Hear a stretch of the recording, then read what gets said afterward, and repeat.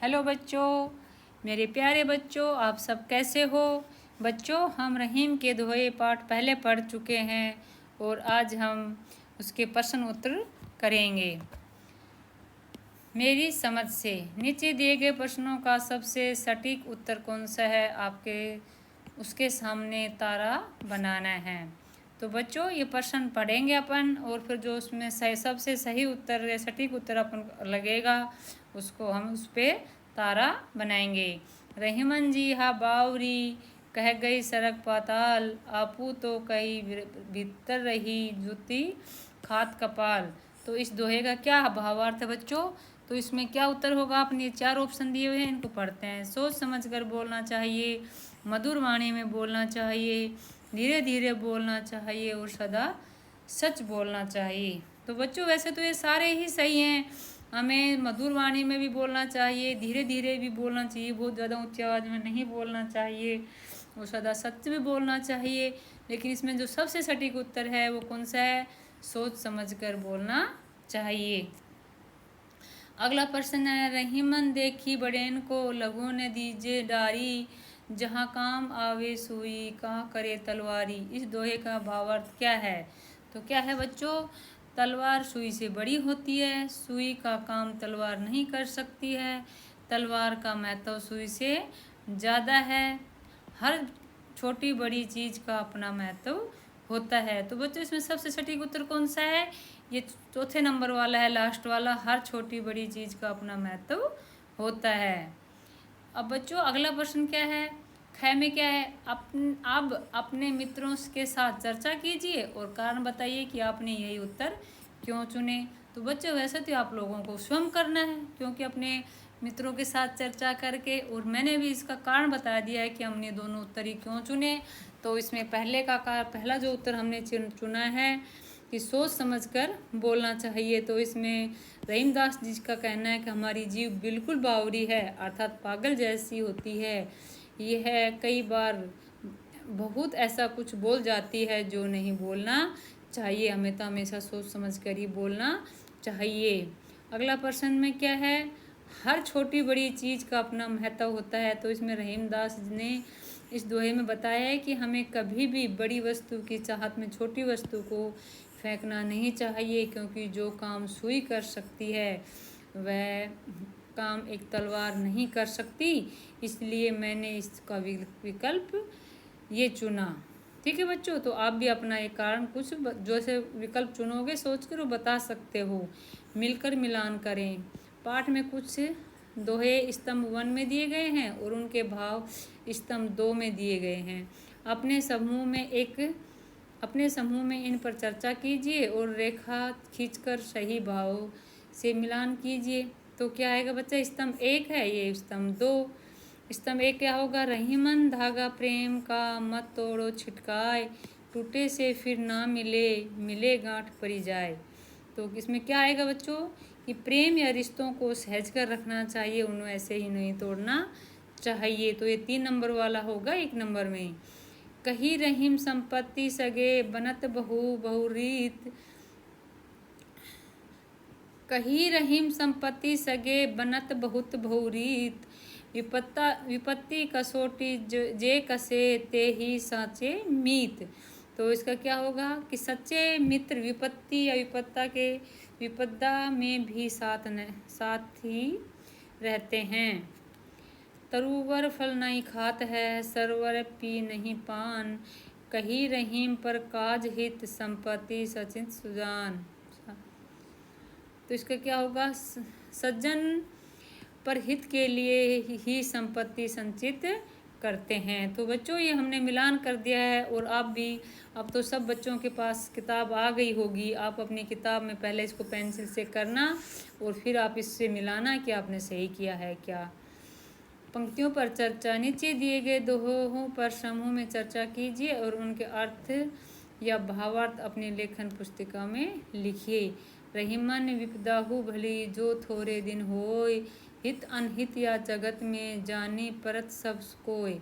तो इसका क्या भावार्थ होगा बच्चों, तो इसका भावार्थ इस दोहे के माध्यम से रहीमदास जी बताना चाहते हैं कि बुरा समय आने पर ही पता चलता है कि कौन अपना है और कौन पराया है। तो बच्चों ये तो इसका भावार्थ है, आप चाहो तो अर्थ लिख सकते हो। अर्थ में भी रहीमदास जी का मानना है कि थोड़े दिन की विपत्ता भली होती है जो हमें यह बता देती है कि संसार में कौन हमारा हितैषी है और कौन नहीं, अर्थात कौन हमारा मुश्किल में साथ देने वाला है और कौन नहीं। तो बच्चों इसका ये होगा भावार्थ और अर्थ। रहीमन जी हा बावरी कह गई सरक पाताल, आपू तो कई भीतर रही जूती खाते कपाल। तो बच्चों इसका क्या अर्थ होगा? इसका अर्थ है, इसका भावार्थ होगा, रहीमदास जी बताना चाहते हैं कि इस संसार में अनेक अनर्थों के लिए बिना सोचे समझे किए गए व्यर्थ प्रलाप ही कारण हैं। बातों से बिगड़ी हुई बात बन नहीं भी सकती है या बना बनाया काम बिगड़ भी सकता है।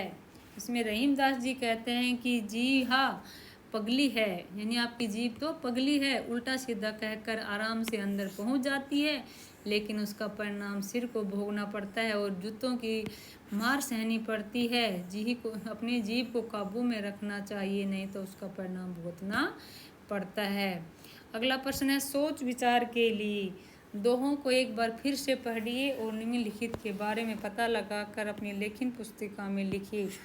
रहीमन धागा प्रेम का मत तोड़ो छिटकाए, टूटे से फिर ना मिले मिले गांठ पड़ जाए। तो इसका क्या अर्थ होगा बच्चों? तो इसका इस दोहे में मिले के स्थान पर जुड़े और चिटकाए के स्थान पर चटकाए शब्द का प्रयोग भी लोक में प्रचलित है। जैसे रहीमन धागा प्रेम का मत तोड़ो चटकाए, टूटे से फिर ना जुड़े जुड़े गांठ पड़ जाए।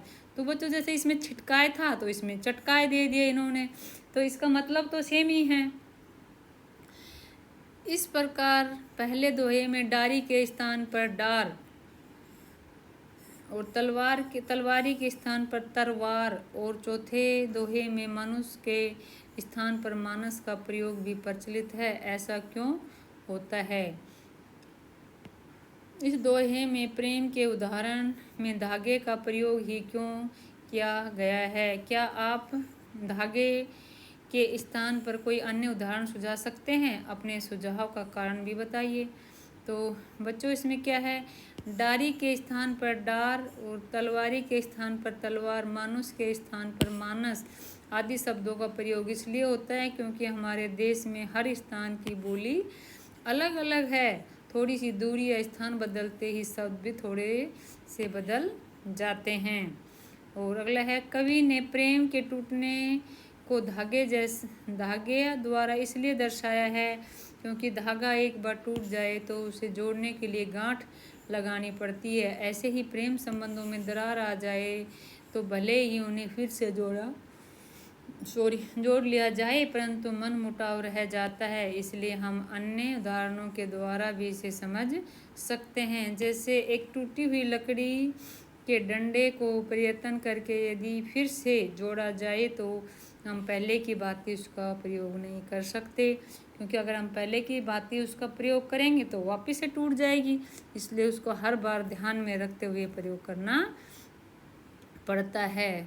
तरवर फल नहीं खात है, सरवर पीही न पान, कही रहीम पर काज हित संपत्ति सची सुजान। इस दोहे में प्रकृति के माध्यम से मनुष्य किस मानवीय गुण की बात की गई है? प्रकृति से हम और क्या क्या सीख सकते हैं? तो बच्चों प्रकृति के माध्यम से इस दोहे में मनुष्य के मानवीय गुणों की बात की गई है कि जैसे पेड़ अपने फल नहीं खाते, सरोवर अपना जल ग्रहण नहीं करते, ऐसे ही सज्जन धन का संचय के लिए न करके स्वयं के लिए न करके दूसरों की भलाई के लिए करते हैं। नदियों से हम जल की भांति निरंतर आगे बढ़ना सीखना चाहिए। जिस प्रकार नदी हमेशा निरंतर आगे बढ़ती जाती है, वो कभी पीछा मुड़ के नहीं देखती, इसलिए हमें भी नदी की भांति निरंतर आगे बढ़ना चाहिए। जिस प्रकार गर्मी से बचने के लिए वृक्ष छाया देते हैं, वैसे ही दूसरों के कठिन समय में हमें उनकी मदद करनी चाहिए। फूलों की भांति अपने अच्छे कार्यों की सुगंध चारों ओर बिखेरनी चाहिए। अच्छे कार्य करने पर अपना नाम जग में सूरज की भांति चमकाना चाहिए। बच्चों, अब अगला प्रश्न है शब्दों की बात। हमने शब्दों के नए नए रूप जाने और समझे। अब कुछ करके देखें। शब्द संपदा। कविता में आए कुछ शब्द नीचे दिए गए हैं। इन शब्दों को आपकी मातृभाषा में क्या कहते हैं, लिखिए। तो बच्चों, ये कुछ शब्द दिए गए हैं जो अपनी कविता में आए थे, और ये कॉलम है जो आप अपनी मातृभाषा में इन शब्दों को बोलते हो। जैसे तरुवर को आप अपनी मातृभाषा में क्या बोलते हो? तो तरुवर को पेड़ बोलते हैं। विपत्ति मतलब कष्ट, चिटकाए मतलब तोड़ना, सुजान मतलब सज्जन, और सरवर तालाब, सांचे मतलब सच्चे, और कपाल मतलब खोपड़ी। तो बच्चों, आपकी मातृभाषा में क्या बोलते हैं आप वो भी यहाँ पे अपने लिख सकते हो। शब्द एक, अर्थ अनेक। रहीमन पानी राखिए, बिन पानी सब सून, पानी गए न उभरे, मोती मानस चून। इस दोहे में पानी शब्द के 3 अर्थ हैं। जैसे पानी मतलब सम्मान, जल और चमक। इस प्रकार कुछ शब्द नीचे दिए गए हैं। आप भी इन शब्दों के 3 अर्थ लिखिए। आप इस कार्य में शब्दकोश, इंटरनेट, शिक्षक और अभिभावकों की सहायता ले सकते हो। तो बच्चों, मैं आप लोगों को करवा देती हूँ। जैसे कल क्या होता है? कल आने वाला कल। एक मशीन को भी कल बोलते हैं, और उसका पुर्जा होते हैं उनको भी कल बोलते हैं। पत्र क्या होता है? चिट्ठी। एक पत्ता होता है पेड़ का, इनको पत्र बोलते हैं। एक दल होता है, उसको भी पत्र बोलते हैं। ये है कर का मतलब क्या होता है? कर को क्या बोलते हैं? हाथ को भी कर बोलते हैं। एक टैक्स, और एक होती किरण। फल है परिणाम। बोलते हैं ना, आपको परीक्षा का मेहनत का फल मिल जाएगा। तो फल मिलना मतलब परिणाम, एक खाने का फल, और हल। तो बच्चों, ये इसके 3 हमने शब्द लिख दिए हैं। पाठ से आगे आपकी बात। रहीमन देखी बड़ेन को, लघु ने दीजिए डारी, जहाँ काम आए सुई का करे तलवारी।